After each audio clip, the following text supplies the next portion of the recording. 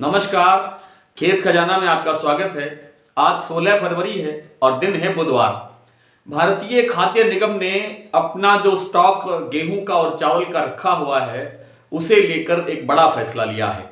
सरसों पर चर्चा होगी और थोड़ी सी चर्चा कॉटन बाजार पर भी होगी, लेकिन उससे पहले आपसे निवेदन कि आप इस चैनल को आप सब्सक्राइब कर लीजिए और सब्सक्राइब करने के साथ साथ बेल आइकॉन की घंटी जरूर दबाइए ताकि वीडियो अपलोड होते ही सबसे पहले आपके मोबाइल सेट पर पहुंचे। बात शुरू करते हैं। भारतीय खाद्य निगम ने आज एक बड़ा फैसला लिया है।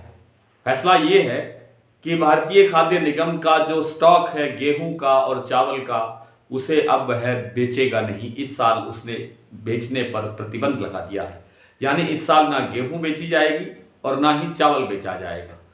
इसके अर्थ क्या है, इस पर बहुत विस्तार से चर्चा करने की जरूरत है, लेकिन इस पर हम हमारे डेली बुलेटिन में बड़े विस्तार से खबर दे रहे हैं। लेकिन थोड़ा सा आपको बताना चाहते हैं कि गेहूं का इस बार निर्यात बढ़ रहा है भारत की ओर से, और भारत के जो घरेलू बाजार में गेहूं की उपलब्धता है वो निरंतर कम हो रही है। पिछले 3 साल के जो स्टॉक हैं सरकारी गोदामों में वो खाली हो चुके हैं लगभग, और निर्यात बढ़ने से जो इंटरनेशनल मार्केट के अंदर जो डिमांड आई है उससे निर्यात बढ़ रहा है, और निर्यात बढ़ने से गेहूं की मांग बढ़ रही है। मांग बढ़ रही है तो गेहूं के भाव बढ़ रहे हैं। जैसा कि मैंने कुछ दिन पहले जिक्र किया था कि गेहूं का बाजार जो नई जो फसल आ रही है उसमें 2500 रुपए तक भी देखने को मिल सकते हैं, ऐसा मेरा अनुमान है। बाकी व्यापार आप अपने विवेक से करें। सरसों पर बात शुरू करते हैं तो सरसों देखिए अभी भी स्टेबल है, स्थिर सा ही बाजार है। थोड़ा थोड़ा बाजार में सुधार दिखाई दे रहा है, लेकिन इसको आप सुधार या तेजी शब्द नहीं दे सकते।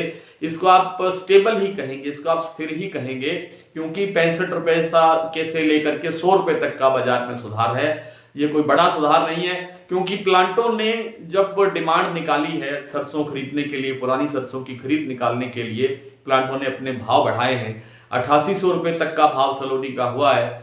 कुछ प्लांटों का भाव 8700 रुपए है, कुछ का भाव 8800 रुपए है। जैसे शमशाबाद का 8800 रुपए है, कोटा का भाव 8700 रुपए है। तो जब प्लांटों ने भाव बढ़ाए हैं तो बाजार ऑटोमेटिकली उसके पीछे पीछे बढ़ता है, और थोड़ा बहुत ही बढ़ता है। ये कोई बहुत बड़ी तेजी नहीं है। ये बाजार एक आध दिन में फिर डाउन आ सकता है।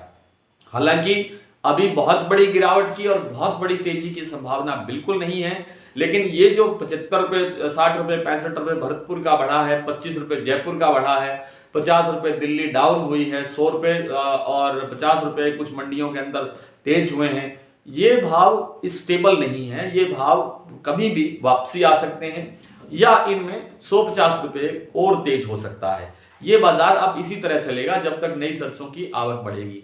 आज कुछ मंडियों के अंदर, जैसे रामगंज मंडी है राजस्थान में, इस मंडी में जो नया सरसों है वो 6300 रुपए से लेकर के 7000 रुपए तक बिका है। मुझे ये ज्ञान नहीं है कि उसमें नमी की मात्रा कितनी है।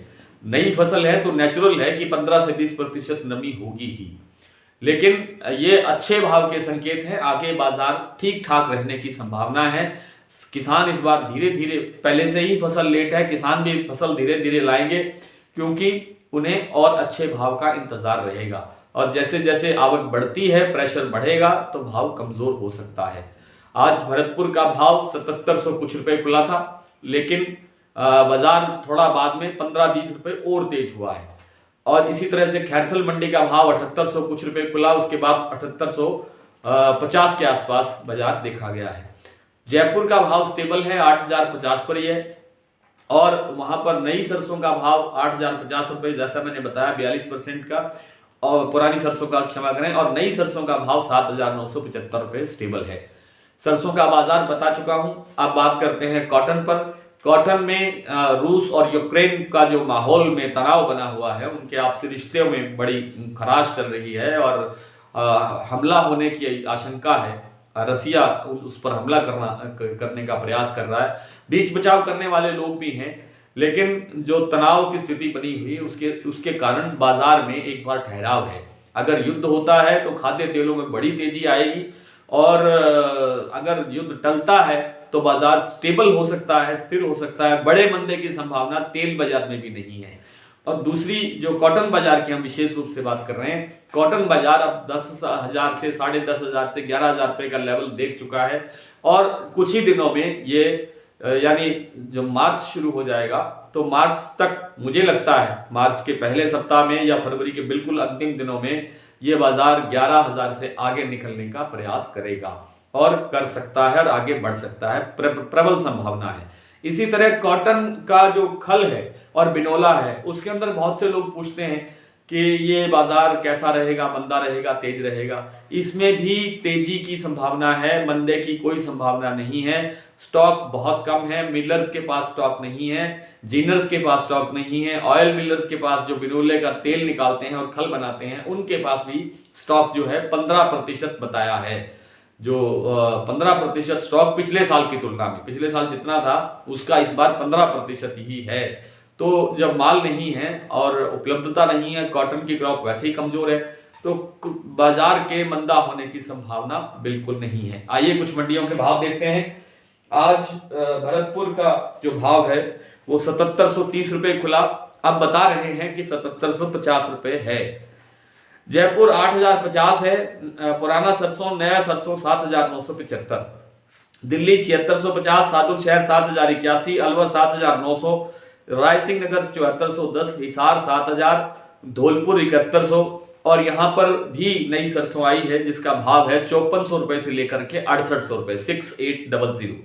नडबई 7730, नौहर 7000, हापुड़ 7750 और यहाँ पर पुरानी सरसों का भाव रहा है 7750 पुरानी सरसों का भाव है और नई सरसों की कुछ ढेरी आई है उसका भाव है 6000 रुपये।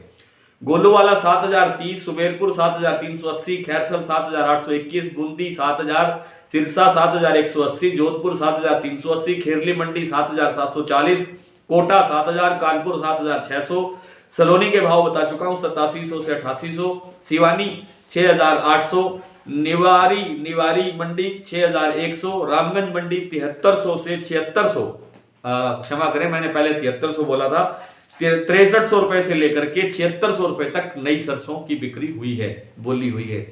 नरमा यानी कॉटन सादुल शहर में 10,850, रायसिंह नगर 10,480, गोलूवाला 10,931, हनुमानगढ़ 10,550, सिरसा 10,342, आदमपुर 9,924, रावतसर 10,590, बरवाला 9,623, सिवानी मंडी 9,350, एलनाबाद 10,383, पदमपुर 10,721। कल आपसे फिर इसी तरह से मुलाकात होगी, तब तक के लिए नमस्कार।